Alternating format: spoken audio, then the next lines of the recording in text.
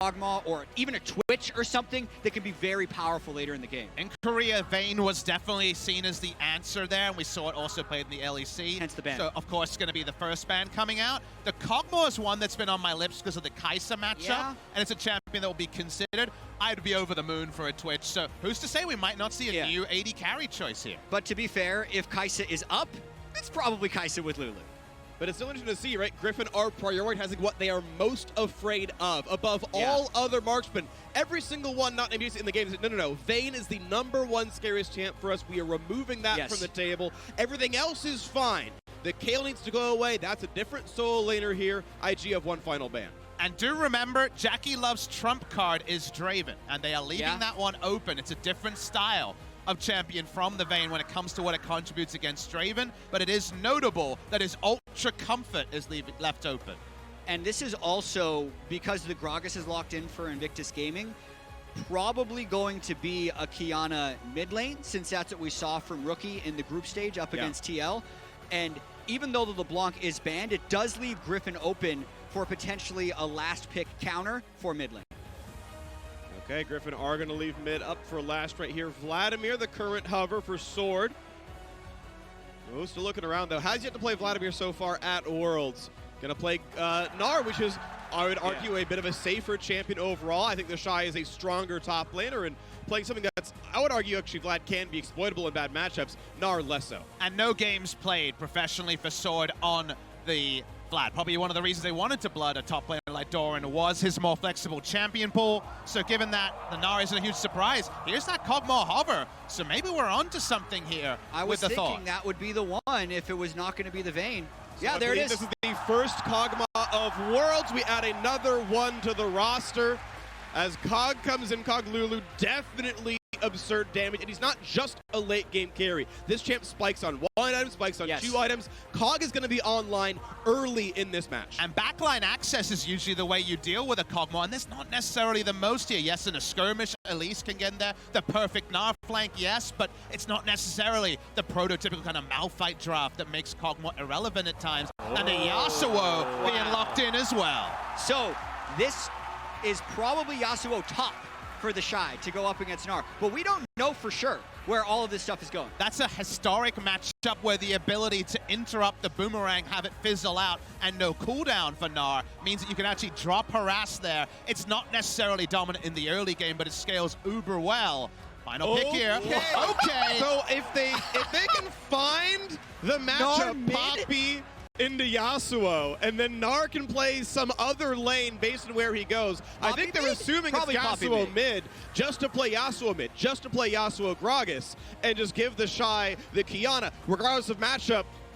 This is going to be fun. So Poppy mid has been a thing in Korean solo queue for a long time. As an answer to certain picks, it does quite a lot of burst damage as well. There's a lot of walls that you can use your heroic charge into. It's usually a very pocket counter pick, but we're into quarters, and look at this craziness! You've got a very melee-heavy team with a Yuumi to back it up. Griffin have some engaged tools. They've got a lot of melee auto attacks in there. The swaps are done. All right. Yeah, watching Griffin try and find fights into Gragas, Lulu, Qiyana, all these CCs is going to be fascinating to watch. And now if you add in the Poppy, she can really dive into the backline with a Yuumi. So they got a lot of different angles they can try to attack, and usually Kog'Maw wants to see all of his threats in front of him and safely disengage. Well, a new champion added to the roster, the Kog'Maw in the bottom lane. Meanwhile, Gnar, Poppy solos are in for Griffin. I am already excited for quarterfinals, gentlemen. This is exciting.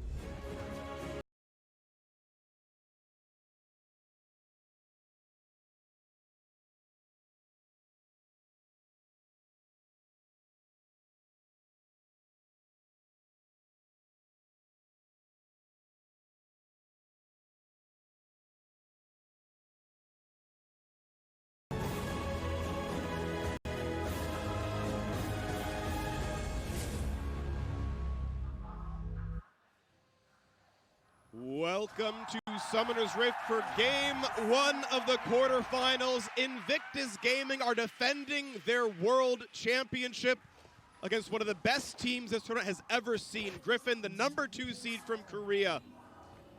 played so well to get the top seed here. They drew IG, and most people expect Korea wins this one. And with that top seed, they chose the red side and have definitely gone down the counter-picking rabbit hole. But, and there is a but here, is that to get the counter picks in the lane matchups they want, they have sacrificed traditional damage. When you think of what a mid to late game team fight looks like, we got Poppy in the mid lane. Gnar is very unreliable for damage. Honestly, Yuumi might be the highest damage dealer here by a lot, and then no one else really trailing her. So because of that, it feels like early to mid game execution, which was on point from Griffin a few days ago, is what we're going to have to be really closely inspecting. I think so. And also when we're looking across counter picks, there's a lot of very interesting stuff happening. So I feel like the general team comp by Griffin counters Qiyana, because there's not a good target for Qiyana to actually find any type of assassination on. Normally, it's get your lethality items, go two-hit a squishy target. Those squishy targets actually don't exist. Yuumi's untargetable, and Elise can also dodge things with repel. So there should be no one that Rookie can find assassinations on. But on the flip side, you have a bunch of people with high max health that Kog'Maw with lethal tempo will be able to shred throughout the game. So hitting the proper timing windows is going to be very important. And while this shouldn't be no surprise when Kog'Maw is in the game, it really is. Does Griffin trivialize Kog'Maw's teamfight impact at the start of a fight? Or does Kog'Maw move back from a lot of melee champions and just kite out and do big damage and decide it? Because if Kog'Maw is not dealt with, then I think IG wins 100% of fights. So right now, early push into the bottom lane. We're looking at the mid laners fight over some farm as Rookie so far doing pretty well on CS. Might have to drop some of the caster minions onto the turret, but so far so good over there. Ning got a pretty heavy leash on the blue buff there. Did the full left side clear, making his way down to the bottom jungle, at least doing very similar things from the north jungle. Looking at the map here already, some vision missions done by Griffin to open things up. Top side start by Elise, not necessarily always standard here, but seems like she's anticipating some bot side shenanigans very shortly. Yeah, you want to make sure that the Garen Yuumi can't get punished super early on into the game, since, yeah, they are just going to be pushed in early. Be interested to see if Ning tries to do anything mid. It's actually going to be very difficult to gank Chovy. He has no reason to ever use his W preemptively and can just really wait for Gragas to go in, and then if they ever try and get an initiation, he can just proc his Aftershock that way and become very tanky. So Chovy should be fairly comfortable pushing up in lane here. The one small thing I've seen is he has been using it a little bit for damage. I saw under turret, Rookie jumped in, got grounded, so there is some degree of trading going on pretty actively there. And now as the bottom scuttle comes over to Ning, we're not going to have much aggression down here on the bottom side. I want to also talk about the Elise combos that Griffin have run. Elise Renekton is one they've been running since the start of the tournament. I think there's a lot of Elise Renekton in this Elise Poppy duo that we're going to see in the mid lane. Very much for the stun hits, if you stand next to a wall, if Elise hits a cocoon, the follow-up is insane, and Poppy does have a lot of base burst damage if she's landing her full rotation, so I think they're trying to ape that and potentially roam with it too. All right, Ward spots out the first gank of the quarterfinals. The Shy running away, has to respect Tarzan, but if Wind Wall's up, you're not going to cocoon that, so simply walks backwards. Should have seen the mid laner come in as well, so they're aware of that timing. And can go back into the lane as I believe Chovy was recalling on the ward. Yeah, and there's going to be a question of where does Tarzan actually put his time early game, because he doesn't have anything up on the map reasonably right now to do. His Krugs will be up shortly, so until then, he's actually just going to kind of hang out up here, and it's interesting how he actually misses the sweep, even though it was fairly obvious they walked over a ward. We're throwing up some stats here from that 4 games that Griffin played last week on the second round robin. The kill-death ratio on the right side is so impressive, a 7.3 kills for every death incurred. I went and looked at stats and I actually asked, has there ever been a better day of best of 1 play than what we saw from Griffin earlier this tournament? And the answer was actually no. It was probably the most impressive statistical and eye test day of games we've seen from one team.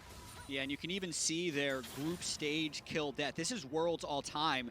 Griffin would be ranked 3rd. If you notice, the 2 teams above them did end up winning a world championship. So kill-death ratio is by no means the be-all, end-all of who will win worlds, but Griffin's group stage in context was very impressive. Now TP back to the top side. Tarzan has continued to stay up here as the Replicamp has come back up. Hoping to find something on the Shy, who's been playing fairly aggressively built a very large CS lead on the Yasuo. That's the counter pick we're looking for. But still no going to be had, and as the camps come up, the Elise has to get the farm on. A lot of containment done by Griffin so far, but the game really does pivot when Boots of Mobility are done. There was no snowball kill into Boots of Mobility rush from Rookie, but we know that's very likely on the way. If they can keep river control on both sides here, then we won't see a return to form of Rookie, who was really dominating the side lanes against TL so effortlessly on Qiyana. And I also have to say that the bottom lane of Garen Yuumi isn't necessarily expected to win early. They're expected to then turn on kind of once Yuumi gets towards Luden. So this early game is going to be about Griffin stopping the bleeding as much as possible, and they're not necessarily doing that very well in the top lane, and it'll be very fun to track how powerful Jackie Love gets in what is essentially a fairly easy lane for him. Important ward down there, spotting Ning once again. Chovy using Steadfast Presence to continue the trades with Rookie. Grounds him, turns on Aftershock, makes that all happen. But a couple times we've come to this lane and seeing those abilities used in the one-on-one. That means you can't stop the body slam flash anymore. So it's certainly an important cooldown to track. And as Ning gets closer to 6, and he's been farming well, right? He's already got more than 10 camps done. Ning with that ultimate can certainly try to force a kill. Seeing the trades continue here. Infernal first spawn, but the double control ward bot side does stop any early Infernal start from Griffin. They are a team that, while being very tanky, probably do scale pretty decently with Infernal Drake. And obviously, as a team that has a pretty low damage profile later, you want any sort of snowball you can get. But right now, so far, the setup not there. And if we think about the overall pace of this game, even though there's a 500 goal lead for IG, I would say this is much more of a Griffin-style game than an IG-style game. In terms of deaths, every split Griffin has played in the LCK, they've had the fewest deaths in the LCK. They are a low-error League of Legends team. Invictus Gaming, despite making it to Worlds, had the most deaths in the LPL summer split. They are a very high-error team that is willing to take risks and oftentimes will outplay you through more good plays that overpower the bad. So Papa Smithy and I had this conversation earlier this week. What would like the combined kills per minute breakpoint need to be for IG to win versus for Griffin to win? And we think it ends up having to be very high, just because of the way Griffin is used to playing. So this is very much a Griffin-paced game, which despite the goal lead, at least early on, makes you think they're in a decent position. But there's a fun extra wrinkle to that, in that IG, we've already noted, as Tarzan doesn't hit the cocoon on screen there, is that we do feel like IG's multiple damage dealers maybe does give them something resembling a kind of scaling advantage as the game goes on. It's not as one-to-one as that, but we already saw Griffin be played against their tendencies with G2's scaling draft on the first day of Worlds, going for the Ornn and going for a lot of late-game scaling. In this sort of a game, we can't just give the pass mark based on historic performance with kind of low kill games. We do have to look at IG and say, okay, you pack a lot of punch. And I think the Kog'Maw is the big thing that kind of throws a wrench into all of these projections.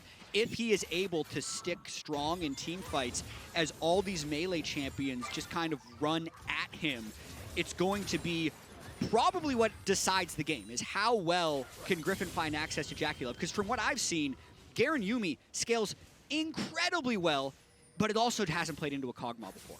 Yeah, I think it's going to be a very big thing. What we're seeing also is the third plate of the game going over to Invictus. We've already seen the bot lane take 2. You're seeing a 27 CS lead for the Kog'Maw. The Shy, by the way, didn't burn his TP when he went back to lane a while ago after his first recall. So the tools are here for IG to force a big fight, maybe around this early Infernal. That gives you some of that extra scaling advantage, by the way, if you really want it. But as we see, the TP is finally used. They finally cash that in as he goes into the top lane. And now Chovy is here on a roam.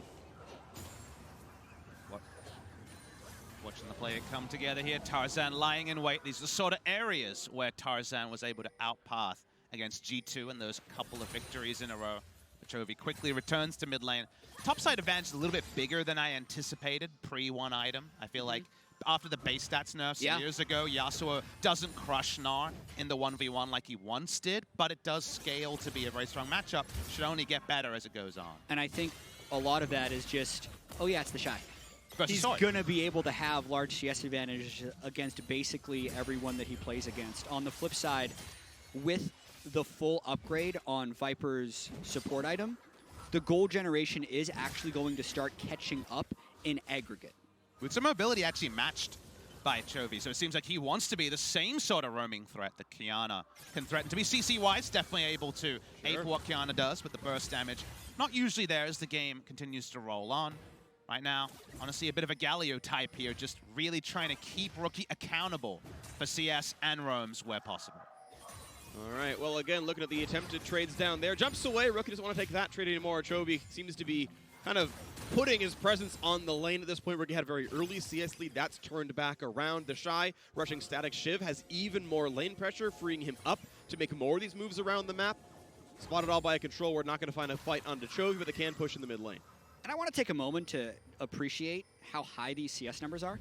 We're 11 minutes in, and all 3 IG carries are at 10 CS per minute, and then Chovy is actually above it as mid lane Poppy. So Sword and Viper, I feel, are actually closer to average lane CS, and everyone else in the game is actually exceeding it. We sound like boomers a bit there, because 85 at 11 minutes is a little bit behind, but I tend to agree with you, right? Especially in a lot of IG games where you do see higher action, you see more CS denial coming through. These are very high numbers. We'll see if those numbers are abated for a moment. Rookie and IG seem aware about the Infernal being started by Griffin. And even though it's in Fog of War, IG looking around, but Rookie's at half HP, and they don't really have sight onto how low it's getting. It's getting too low, and they finally find some room in the bottom lane, instantly turn it around. Infernal Drake picked up, ejected IG players, and Griffin get the first objective of the game. And even thinking about how the group stage went, oftentimes IG was a collection of individuals who overall won the game through their individual achievements. And we kind of see that with the Infernal Drake. You have the lane pressure the whole early game, and you can't get the Infernal Drake. And finally, they're going bot. On the flash to chase through, he's rooted in place, still has plenty of damage output there, but he's running down, and first blood comes through to Viper's Garen, and now the pile driver to the bottom lane. Battleland's getting low, the polymorph not gonna do anything. It's 2 for 0 in the bottom lane. The wave clear comes through, and Griffin strikes first. A very exquisite reflection of that team versus individual identity. The moment that Viper went in, you saw there was perfect synergy with Sword coming down as well. The Shy teleported. We saw him teleport to top earlier. Yeah. So he had no ability to match. They're just using a very standard advantage. TP advantage top leads to 2 kills for the side of Griffin. And at least in that engagement, it looked almost trivial for Viper to be able to get access to the Kog'Maw with the Yuumi. Not a very mobile AD carry, and if the Luluwald shield doesn't allow him to actually just outduel the Garen, he's going to lose that one. And it's the difference in lane states when it's a 2v2 normal laning phase and 5 people A-ramming in mid. Because obviously in that case, Kog'Maw can be really far back, looking to trade, looking to CS. Moment that you have that cleanse of CC available on that slow cleanse on Garen, engage comes in, nicely done by Griffin. Yeah, I want to point out actually a very poor ultimate by Ning there. Probably had the ability to knock Chovy into turret and secure at least 1 kill back, but IG will remain killless as we see the lane swap come through already from Griffin. It still feels like a 2-on-2 that I like from Invictus Gaming. The Blade of the Rune King for Jackie Love was up and ready when that last fight happened, still couldn't kite away. Still, of course, has that item moving in towards the boots upgrades and might still try to farm some plates. I want to point out that even despite those kills picked up by Griffin, more than 1,000 gold there, the gold is still equal / IG favored from 30 to 50 CS from lanes and the plates taken earlier. So you start asking the question, okay, if this is a Griffin victory from this point, what does it look like? Because again, I feel like if we're grouping as 5 and staring each other down, not getting to the Kog'Maw, going to be really tricky, and that will absolutely favor Ning. It's going in. They're going to find the cast backwards, but Garen is very, very tanky. Slows down, doesn't seem to matter, though. Roots up the squad, still walking backwards. He just refuses to die. Garen, invincible in a 2v4. And he only gets tankier from the rest of the game. He's going to be able to sustain up a lot as they're now trying to bring a fight back with Gragas and Qiyana ultimate down. And we get the confirmation that also trying to pick Garen. Not going to be a way the game moves forward. The way I think Griffin closes this is getting control vision as Battleland already falls low and forcing face checks. That's where Poppy, Elise, Yuumi can get picks across the map. Fight down chased here. Down. Yeah, still battling across this map is the Shy, putting some damage towards Chovy, but stacking armor is Poppy with both those soul lanes doing that kind of damage is not doing a whole lot. And the Shy is the other hyperscaler that IG can try and use to win this game. While IG has been trying to make all these plays, the Shy is just filling himself with minion gold and is kind of, I feel like, trying to rush towards an Infinity Edge. So he would also be someone who can slice through. And honestly, you'll probably feel like the strongest champion in mid-game fights is going to be Chovy. It's against 3 AD damage dealers, and stacking armor on Poppy always super high in terms of ability. But the Rift Herald down to 4,000 health here. Ult's still down on IG, so it's hard for them to force a good fight. It's going to be good damage to the Viper. They're going to have to jump back to the pit, but now without the silence, going to make it much more difficult. The Shy walks up, puts down the wind wall, takes the Ignite, gets ulted, and looking for the engage. Good smite, good claim by Tarzan. Is there still to be a fight to be had? No, the polymorph in, big damage, trying to book down Mega Gnar, but he can still flash in, and a nice zone use buys him space. Tarzan drops down. Sword should lose his life as well, as they're not killing the Kog'Maw. It's a complete wipe. Poor Lehens has nowhere to go, and that's one life down, an ace for IG. And IG just destroy Griffin in that fight. Griffin take so long to kill the Rift Herald. They just let the Kog'Maw and the Yasuo warm up, and the triple kill for Kog'Maw is the perfect thing as IG break this game open. Exactly. It feels like we saw the game-breaking moment. Griffin had so many things in their mind. Clearly wanted to pick up the Rift Herald, but they weren't respecting the chance for a collapse to actually be successful. And when Sword's Mega Gnar bar actually doesn't end up being the thing that zones away the enemy, they've taken too much incidental damage before the engage can happen. By the time the fight starts, Chovy's at 15% health, so Griffin actually needed to bail as much as they could, but they had no way out other than trying to fight through. Really just actually IG's patience that ends up paying dividends in this fight. I feel like Sword's ult was also pretty crap right there. Aims pretty much straight up, pushes the Kog'Maw to relative safety. Again, this team is basically all melee. Only the Gnar could follow through. Garen had to peel back and fight the Shy instead. And so 2,500 damage, highest in the fight, goes to the Cog. That was scooped to safety. And it only gets better for IG. Infernal Drake is up. Sword is top lane without teleport. It feels like that one fight has kind of broken Griffin's map play, at least temporarily. They've decided they're unwilling to 5v5, which is probably the right call based on the power spikes IG just hit. But that plays into some of our analysis about how Griffin's comp plays. From ahead, controlling space, having to come to them, absolute terror for IG to deal with. But when they don't control maps, when they're often going to be behind in terms of vision control, they're a fiercely melee team with low damage at best. Well, they're going to try to find their comeback somewhere, but already the game seems like it's flipped. A 3,000 gold lead in the Infernal's Tide. As another turret falls, it's closer and closer to 4,000 as IG can already look at the fact that they've got 2 completed items of the Kog'Maw. This is Cog Online. This is Blade of the Ruin King Rageblade. He's going to destroy everything. Look at the scale here. It's about 3,500, 3,800 gold. All in that play, around the 5 kills, and so much of it going on to the Kog'Maw. It almost feels like IG should just win the game from this point on, is what you would think. And it would be on Griffin to need to split them up, find exactly the right team fights and get picks. Otherwise, IG has the gold in the right places. Honestly, it feels like Griffin have to get Baron control and find a way to kill it, even though they have very low Baron speed here. Yeah. That's the objective that brings you back into a game. And that's a 2-part plan where before, they kind of controlled wherever they roamed to first. Now we've already seen them seed an Infernal Drake, and some of the queries about whether they can make an objective play happen. It'll, at minimum, take a long time, and we already saw that can be turned around by IG. Well, we've mentioned power spikes a few times. I want to point out a very smart item out of Viper here with the adaptive helm coming through. Jackie Love is nothing but, okay, not nothing but largely on-hit magic damage, repeated magic damage, which he will deny quite a lot of, so at least that's valuable here. And if you can still catch that backlane, if you get a really good Flash Cocoon, there's not a good way out. Jackie Love's got Flash not cleansed. There's no QSS. There's no Mikhails on his squad right now. Maybe that comes in at some point soon as Baolan adds a couple of Fairy Charms to maybe push towards that.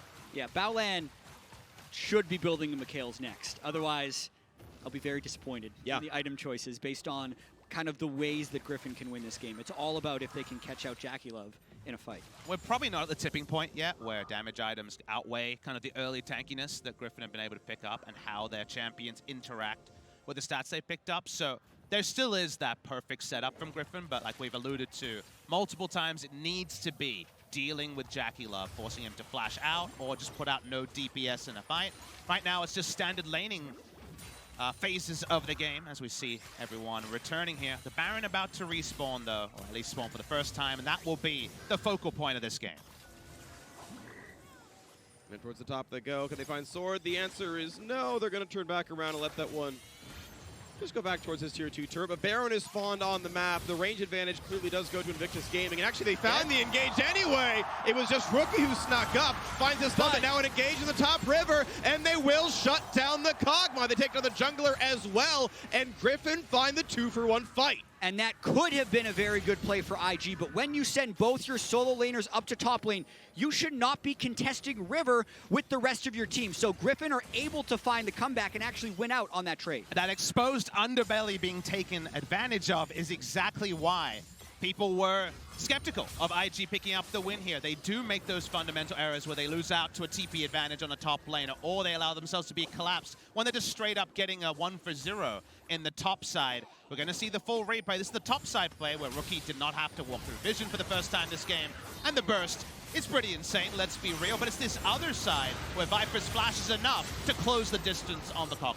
Yeah, Cocoon landed at the start by Tarzan, and that makes the close fairly easy. Griffin will need more fights almost exactly like that if they want to look to come back in this game. All right, so next up, Baolan picks up Forbidden Idol, adds some more shielding power there, and we'll continue to wait to see what finally that comes through into. 3,000 gold difference still. Invictus Gaming, the ones who are richer here, but you are seeing what these picks can look like. Yeah, and speaking of money, look at the Shy CS right now. 248 at 21 minutes. My eyes went to the same place. Yeah, the top lane average for CS at 20 for top laners this tournament was 166. The Shy was at least 50 over the tournament average in this game, and he's not slowing down anytime soon. It's a matchup that only gets better with levels for the Yasuo, and he's close to Flame Horizoning at 22 minutes. So that lets you know the side lane around the TP Gnar is not going to be a win condition for Griffin. How they can actually stop that just being another reason that IG have mid-game supremacy. Roams like this would go a long way. Jovi's flashes up. They might just go for him. At a potential slow towards Jackie Love. Is the team going to go forward? Viper burns the Q. W's to go backwards. You can see, though, that health bar gets burned down, and now it might be time for Ding to walk in. Pulls Predator. Decides to only kill a ward now instead. Yeah. Looking again at the poke. They're going to find a little bit. Balad does take pretty good damage there. Keep in mind, that is a pretty scary Lulu who is now finally building towards Ludens. And Griffin is kind of on the wrong side of the map right here. The 22-minute Ocean Drake isn't that valuable. I would say Baron control would be much more important. Not to mention the Shy is still getting bottom lane pressure. So while Griffin looked for that play, they actually lost a decent amount of wave tempo as they now try and move to get Baron control. And a very small thing that came from the 5 kills earlier, we were focused on how much gold Kog'Maw picked up, is that all 5 stacks of Ingenious Hunter went to Gragas, and he's actually just using Predator just to pull people out of the fog, work out where Poppy is, because you have to respond to the Predator pot coming out. So it's actually getting a lot of value there, that CDR on the Predator. It's actually off cooldown again already. The Shaw grabs the Ocean Drake. Not the most meaningful this later on in the game, but it does have some use when you're considering that Yuumi poke is one of the primary tools that Griffin has to get around the map. Once the fight starts, of course, that turns off. The Shaw's got to run away. He's in a 1v3. Gets the Q out, not the wind wall. It's going to be rough to try to get away. Doesn't have a good way out. Gets shut down, and Griffin get a kill to get a bit of map control. Important second point that they knew that Kog'Maw was on a reset, so there was no Baron potential, sending 3 members to kill the Yasuo. Big amount of shutdown, experience, and also map reset now granted to Griffin. And that's the other side of the Shy. You don't get 270 CS at 22 minutes without being a little bit greedy and taking some rather large risks. So at that point, yes, the team was on a reset. Yes, he should have gone back. That's the correct League of Legends play. But he wanted to greed for the blue buff, and he gets caught out for it. And it costs IG a lot. He loses the wave pressure, more gold goes on the sword, he's able to get solo turret gold, he's more likely to be able to match Gnar, and the actual game is now within 1.5K. Yeah, overall about 1,000 gold went back to Griffin off of that. We'll see what they can do in terms of map setup here, because already some spotting control wards around the red side jungle, and for once, Gnar being able to push the minions in a bot lane turret. Usually that, again, means that you can start making Baron plays, but we talk about this often. There's very little Baron threat coming from the side of Griffin, so as IG, you can take those extra half seconds to talk to your team and really get the comms straight, because you don't respect a rush of Baron by Griffin really at all. Might not be a rush of Baron. I know we talked about Mikhail's Crucible coming in. It's going to be the redemption, though, through for Baolan. Instead, Jackie Love stops to pick up QSS. then pushes forward on damage items. I agree with you, Jad. I would like the greedier Kog'Maw build, rely on the Lulu for that, but it's just the way they played it. The whole game, I feel like, could potentially pivot on whether or not Jackie right can now. They're outduel. looking for the root. Pops USS, runs backwards, but he's still silenced. Flashes away, but Sword's right on top of him. And again, Jackie Love goes down. He is unable to fight, and it's time for Griffin to push through. They've knocked back Rookie. Looks like they're going to disengage, just take the single kill. That's 3 in a row. The Griffin find a single kill and walk back. And that's what they can do when they have summoners up and they're able to gap close in multiple different ways. We laid it out clearly. Jackie Love goes down. IG definitely have to reset and wait for him. How much can Griffin threaten? Gnarl's up. They find the stun. They're going to knock down Rookie. Had to face check the brush. And Griffin continued to find more kills. Chovy finds almost a stun in the Shy as well. Sword wants in for the slow. Will be disengaged finally. And their team play has been so good. They still have Flash on Garen for the next time Jackie Love comes up. So I think they're going to try and repeat these pick plays around Baron. Remember, their Baron is very slow. So it's going to be difficult for them to actually take it. Therefore, they're going to try and get picks off of vision plays. Everything for Griffin after the 5 deaths around Rift Herald is difficult, and yet they're executing. Their decisions and how decisive they are is what is keeping them here, because otherwise the Shy slamming Sword and 5v5s are looking tricky getting towards a Kog'Maw who has a lot of mobility provided by the Lulu, and yet so far, they're staying in this game, and IG's fundamental small mistakes that we've seen in groups, that we saw in the LPL, are holding them back from actually shutting the door on Griffin. Little column A, little column B, some mistakes made by IG, and perhaps Griffin for finding the openings. Cannot quite knock back Viper, walked up for the ward, turned around in time. Thornmail actually is the first armor item done, and again, makes a lot of sense. Half a Kog'Maw damage, and Qiyana and Yasuo needs no explanation there. So they've got a face checker for sure. Your control wards don't last long against Griffin, because eventually Garen walks up and deletes them. Speaking of deletion, we get the replay. Yeah, and this was a small 20% slow onto Jackie Love into just a Yuumi all in. So yes, they root, they silence, you can QSS flash, but you're just going into yet another engager. The key there was actually Sword flanking around the side and being able to find access. And then when it comes to this dark map, how long can you wait? Rookie did leave. This is about 15 seconds, right? So they could be on Baron here.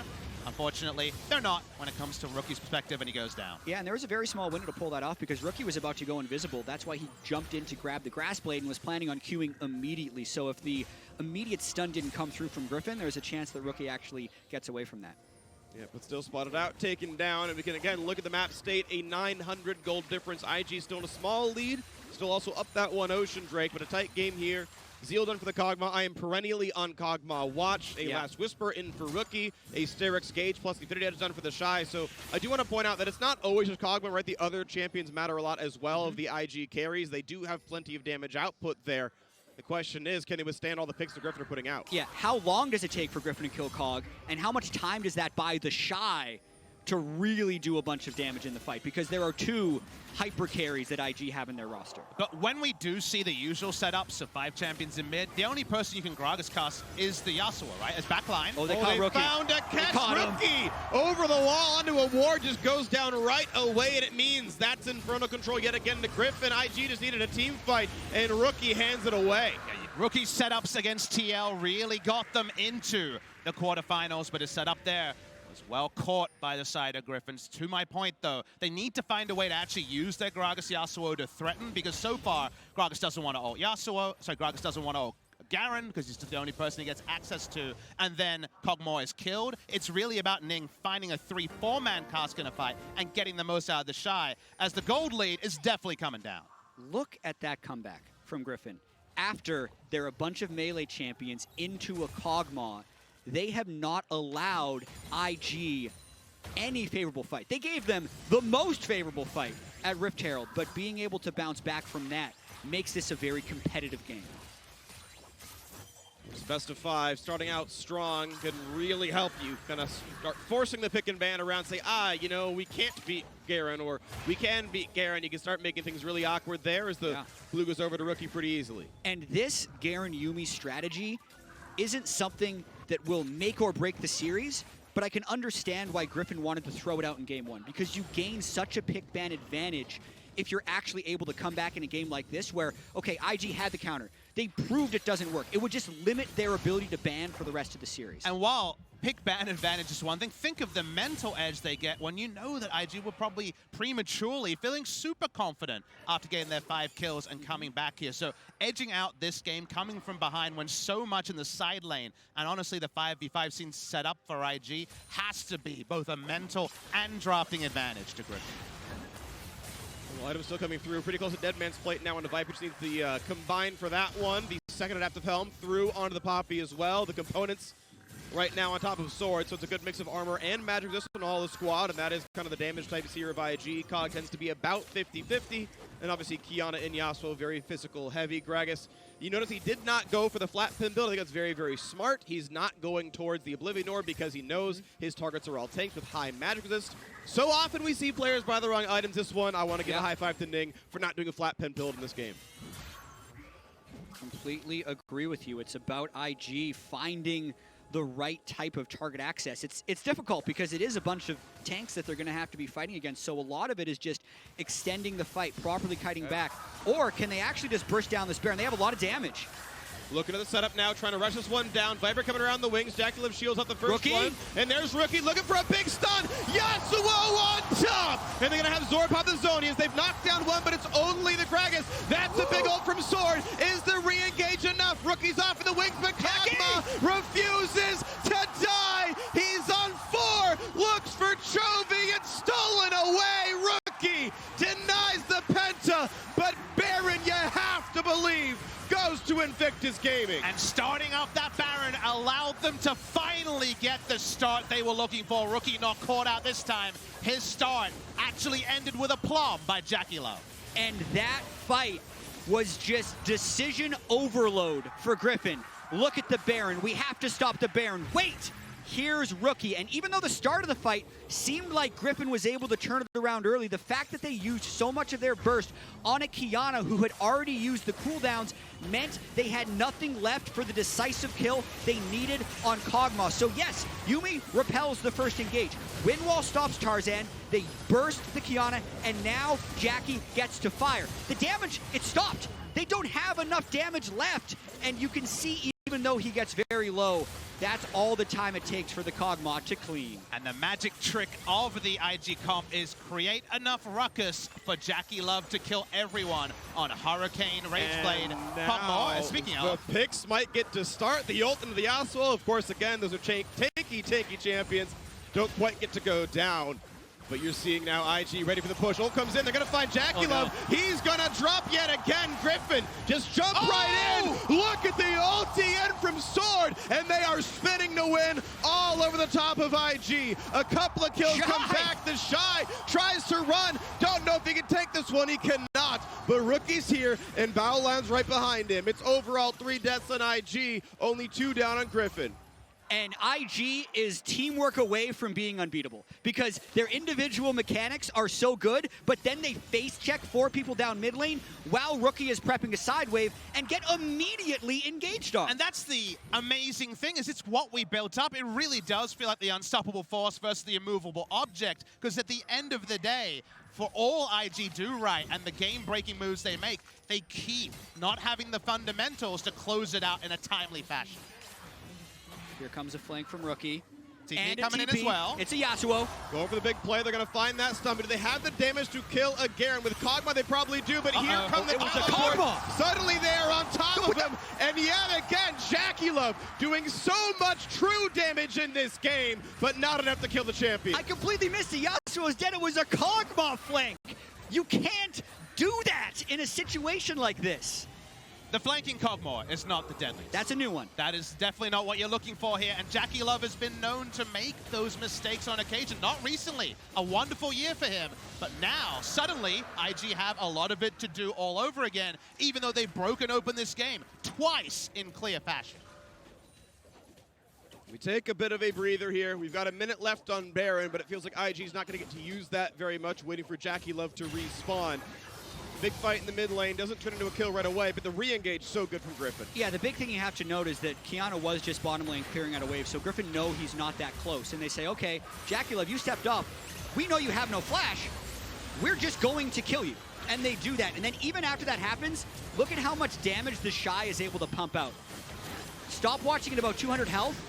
He actually nearly kills Lehans as well after that fight is over, but eventually they chase him down. It's all about the timing there, and we saw this play, and we knew that Yasuo had perished, so we assumed it's going to be Yasuo in the backline. No, it's a Kog'Maw who thinks that he has a flank angle. Nope. Oh. Final chapter's back up. They're able to deal with him, and suddenly, somehow, we're basically all even again at 35 minutes. And you feel like the scaling has to be in the favor of IG. If JackeyLove can just sit and fire, he's a late enough game Kog'Maw that he'll be able to shred, but we just don't know if that situation is going to arise. He's still flashless. His scimitar is up, which will give him some mobility.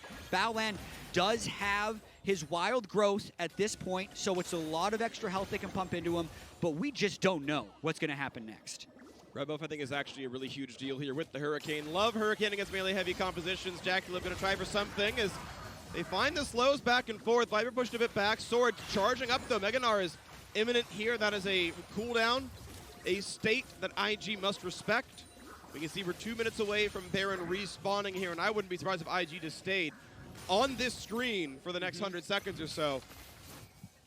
If they can keep eyes on all of Griffin and avoid a flank, then Jackie will be very happy. Because if he can actually flash backwards to continue DPS, with that flash not taking him into yet another threat, that's how IG wins. So we have to say, viewers, where is that likely to happen? The Baron is where it happened. The last time where they could actually make it about what they wanted rather than respecting every flank angle that Griffin was coming on. Baron himself spawns in 1:15. And I imagine that is IG's conventional way to find a game-breaking lead. And we had a lot of discussions before the series about how this could range from a 3-0 smash for Griffin to a 3-0 smash for IG, depending on which version of these teams showed up.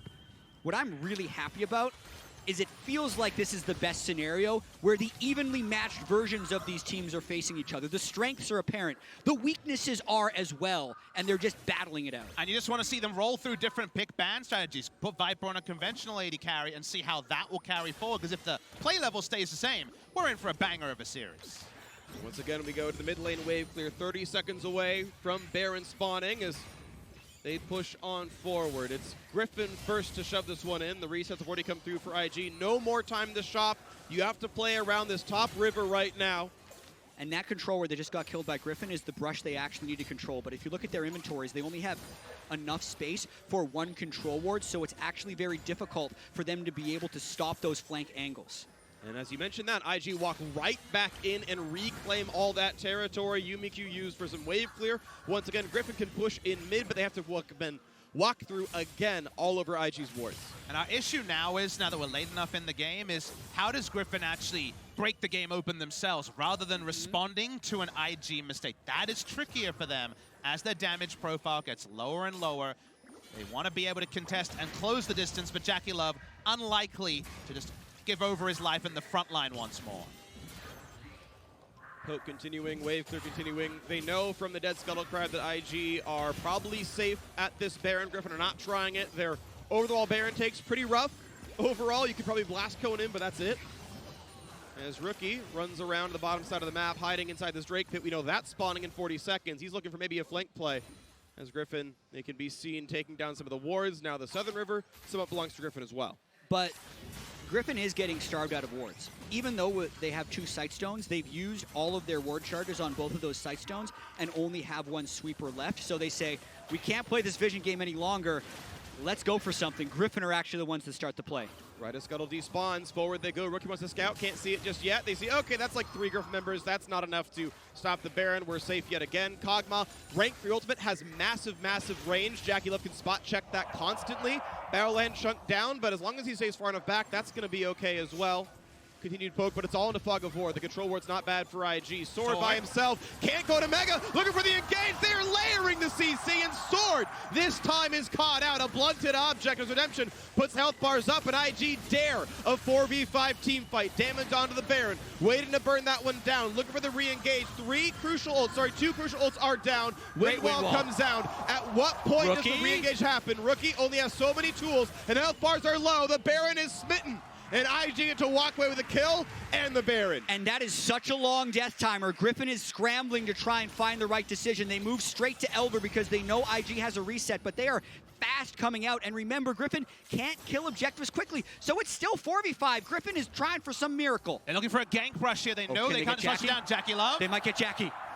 He's in the front, the stun only hits one there, he flashes back for the safety. This could still be a team that IG wins, despite the first 2 kills. 3v4. Here comes Rookie, here comes the wind wall, all on top, and Viper has to flash to get away, same for Tarzan. They might stay alive, but the Shy is right over the wall and gets the shutdown all the same. It's still a 3v4 for living members as Nar just respawns. There's a fight now between Chovy and Rookie. The armor is quite high, the armor pen's still the same. Still outnumbered, but the damage comes through, flashes away from the boomerang, and Jackie Love can absolutely kill Sword here. The Shy pretty much immune to dragon damage as Griffin kite away. The 3-on-3 though, the carries are the ones alive. IG should wrest control, but they are afraid of what the re-engage might look like. They're actually going to disengage here, drop the wards, and let the Shy get away. They don't have their jungler. Tarzan is the only one with smite. Pokes coming through. He Does might. he try? He doesn't even try.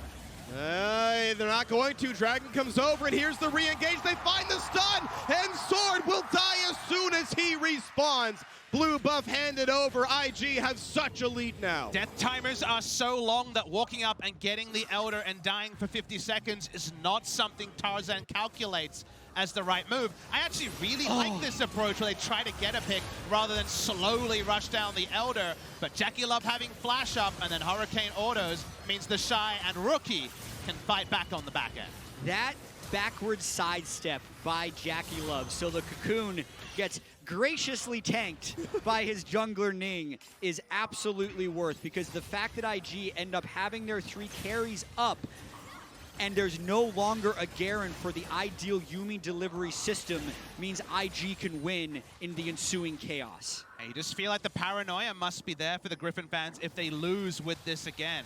Different approach to the game, lower damage, does echo some of the Pantheon Talia games they lost to SKT in the spring final. They've got plenty of games to reset, it's a full best of 5, but IG knocking on the Nexus soon. Chovy's ult unable to disengage them, so that's going to be middle inhibitor turret gone. The inhib itself now under fire. 6,000 gold lead, still a minute left on both Baron and the Elder Dragon buffs. It's going to be very hard to fight this squad. I don't think Griffin should go for a fight here, because IG is just going to try and clean inhibitors. There's a good chance this goes to either the next Baron or the next Elder, but it is an even more secure lead for IG.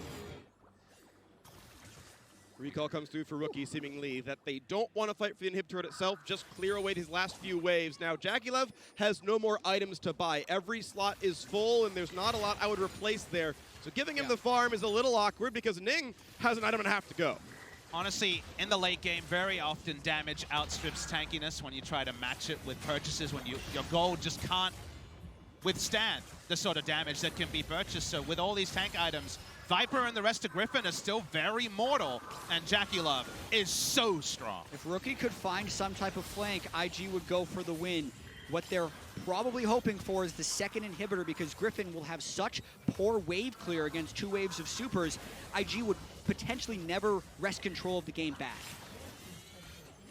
Baron buff already gone. Elder Dragon out in 3 seconds. Down, maybe they go. Regen. There's the dive into the front lines. He wasn't cast, buys a bit of space. They look for the re-engage. A stun towards Sword. He's very, very low. The Shy staying alive. Here comes the re-engage. Maganar puts them all against the wall, but Jackie Love, that's what you got to care about here. Sword barely staying alive, and Jackie Love on the other side of the fight. They should be able to chase down this Gnar. One more open. He's going to run away. Instead, it's the rest of the squad trying to run out, and it's a double kill in for Rookie. Only 1 dead for IG. IG's just going to push towards the base. There's only 2 people left for Griffin. I think they win. Minions on the Nexus turrets now as well. Battle Entrance buys some space with Tarzan there, as that's going to be the turrets falling down. There's only 2 surviving members. They cannot stop this push anymore. Tarzan does his best, but he is a squirrel and he's going to die. And that's the cat gone as well. The wildlife is gone. It's Invictus Gaming and a slobber knocker taking down game 1. What a fascinating game between Griffin and IG. We tried to build it up. What would it look like? Which IG, which Griffin? We see the best and worst of all of them. And yet, we're probably still left, Jat, with even more questions after game 1. We need to load in and get this series going even further. Which IG will show up? Which Griffin will show up? Yeah, that's what we got this game. The answer is yes. Yes, they showed up. And I can't wait to see what this means for the rest of the series, because we know, big picture, it's a world champion. Those are 5 world championship players that just beat Garen Yumi to win game 1. And this is a Griffin who, as you mentioned, have tried gambits at the start of best of 5s before, had them fail, and then it didn't really feel like they had a plan B. So what's Griffin's plan B going to be? Because now, with the Kog'Maw Lulu proving, barely, but proving superior, IG has that edge. They had the answer. I don't know if they had the proof. I think the working maybe gets partial credit. The answer, though, was correct. They were able to pick up the victory. What it all means, because it's very easy to drop the Garen Yumi and go more conventional, get some more damage out of the mid lane. Or is it, no, it was the execution, roll it back, and potentially lose a game too. I mean, there were some interesting execution choices right here. We had a very high death game for Jackie Love, tried to maximize that Kog'Maw passive. That said, 1,183 damage per minute, which I'm not surprised for Hurricane Kog'Maw with a Lulu against 4 melee, but a banger of a game to be sure. For more on game 1, let's head over to State Farm Analyst Desk. Thank you, Freak. A banger, a slobber knocker. You could keep the adjectives coming because what a game 1 to kick off our quarterfinals here. Very back and forth between the squads, but it is our defending world champions that come out with the 1-0 in the scoreline. And look, that is not a clean game of League of Legends. I don't think the best of IG or Griffin showed up in that game, and it was so back and forward. And I think that both teams, like, that's not a momentum builder game 1. No. You know, backstage, both teams just go, what the heck happened there? I don't know. I think if you win that game, you're walking away, you're like, oh, thank God. Well, but that's it, right? It's a thank God. It's not a, well, now it's in the bag kind of a feeling. I do want to roll us to Champion Select because we had a lot of preconceived notions about this matchup, playstyle-wise, and how each of these teams might come to the table. Some came out to chalk and expectations, and some threw us for a loop. Yeah, so I'll start by saying that I thought that Griffin played very well with the draft that they have. Like, it's probably the worst draft that I've seen in memory. Like, I'm scratching real hard, and I just don't see it for them. I mean, one of the things that you can say kind of went somewhat to expectation is both the way that top lane was drafted and played out, right? Okay. We have Gnar as the safe blind pick. He's going to build defensively. He's going double Doran's, Tabby's Rush, trying to just survive. And you have the Shy going Hail of Blades Yasuo, which is extremely lane focused. It's about the all-in. It's about, you know, the cooldown reduction from that attack speed on your Steel Tempest, as well as the 3 quick auto attacks to threaten 100-0 style of all-in. And that's somewhat what allows him to gain this monumental lead. And I think that at the same time, you know, that was well read from Griffin. Gnar is one of the few champions that has a relatively safe laning phase and does provide utility as a good laner in the late game throughout the team fight. And I think Griffin, when you look at the other half of the map, they went with roaming mid laner to try and match Rookie, you know, a very tanky composition. And this comp was just all about being able to get on whatever bottom lane marksman that IG played towards and being able to make his life miserable in the early game. And this is, though, kind of where they lost me. I actually was all aboard for the top lane matchup. I was all aboard for the Poppy, I think, into Qiyana Yasuo. That makes a lot of sense. But they didn't draft any sort of consistent damage to actually, you know, buy time for, right? You know, what are you doing if you're playing weak side of the map in top lane, allowing yourselves to seed lane to this Yasuo? Who's the scaling person who's getting something out of that, right? You have a Garen who's not even going Black Cleaver, pure tank on the bottom side. I think with a standard marksman, if this is Xayah or Kai'Sa or something down there, this would have been great. We're going to try and make some sense of those picks and the way things played out throughout the game. But first, I do want to take a look. You to think about how the LCK plays, right? Because with that bottom lane advantage, you would expect an LCK team to not challenge for any of the dragons and not challenge for the Rift Herald because they've already established themselves that early game. That is not what we saw in this game. When they do go towards a Rift Herald, it's actually going to be IG challenging Griffin again from a deficit. And I think those 3 kills at the Rift Herald fight is actually what swung this game back into IG's favor. Any other team in the LCK, in my opinion, does not challenge this. And I'll give you the credit here, Spawn, because you called this in Countdown. You said a 1K gold lead 10 minutes, a 2K gold lead 10 minutes. IG will still choose to take these fights. No Qiyana ultimate. No Lulu ultimate. There is nothing available in this fight for IG to be able to use in their ideal composition. They just burnt it all on Garen Yumi top lane, who then walked down to this fight with full health, and still somehow IG are able to pick up the teamfight victory. There was this really nice bit here that you saw from Gnar walking in. Lulu also polymorphed him. The ultimate from Yasuo to keep him at bay. So there was a lot of great ideas that IG had to essentially just stop Griffin's play. But Raz, you called it. They expected the Shy with his CS lead to be bottom lane still, to be split pushing. Instead, he rotates the play. They expect a Kiana that doesn't have ultimate to not want to fight over that objective. So I think that Griffin really underestimated just how much IG is going to challenge them in this mid game. I don't think you make that mistake twice. I think you check more boxes the next time around. Agreed. From there, of course, we saw a very back and forth game. We saw misplays, mispositions by people on both sides of the coin. Jackie Love multiple times dying after Baron's picked up. We saw Sword caught out of position to spell disaster for Griffin. And I think that's where we return to this idea that this is not necessarily going to be a huge momentum building game because both teams will come off of stage and say, there are things to work on. So I come to you, Azael, and I say, with IG moving to red side here in game 2, for Griffin, what's the answer? Do you just run away from this Garen Yumi back to what you've known? Or does that initial dive give you confidence that you can execute this as long as you're a little bit cleaner?